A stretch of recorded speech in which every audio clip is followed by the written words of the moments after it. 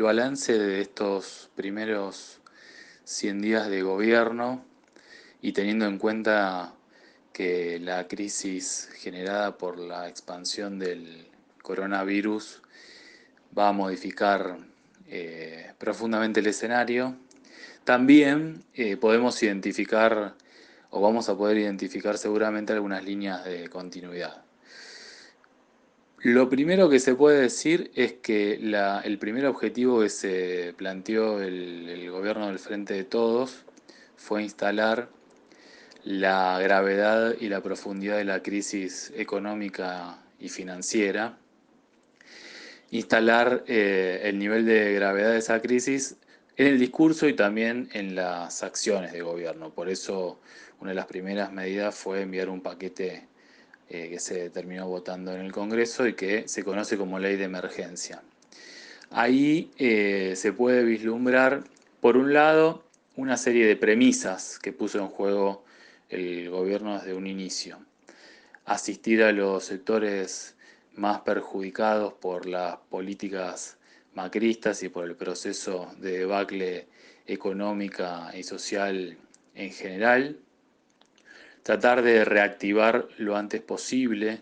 la actividad económica o por lo menos detener la caída.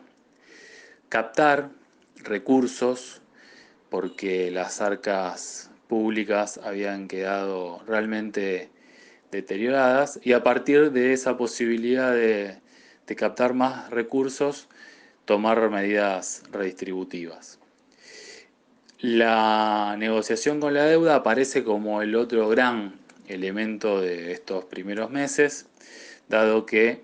el condicionamiento que supone el nivel de endeudamiento hace que cualquier plan de mediano plazo que se pretenda llevar adelante en la Argentina depende del resultado de esa negociación. Hasta acá lo que podemos plantear es que el gobierno se plantea una serie de premisas que van a contramano de la ortodoxia, que plantean que frente a una situación de crisis y de endeudamiento, lo que debería hacer el Estado es recortar el gasto público y de esa manera generar buenas condiciones para supuestas inversiones que vendrían a sacar la economía adelante y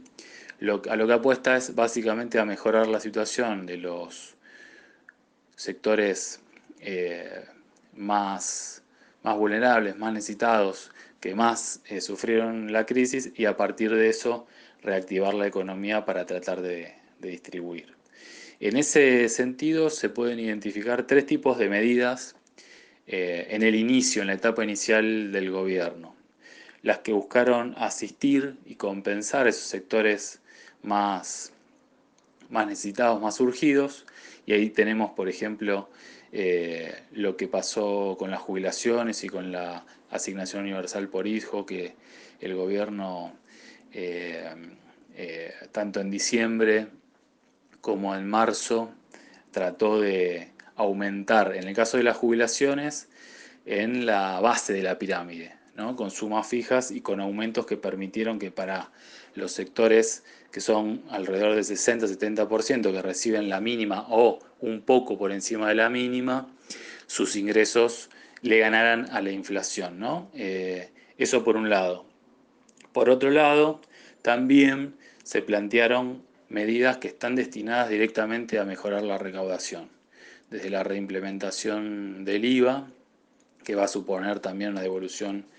a los jubilados y a los beneficiarios de planes sociales, hasta lo que tiene que ver con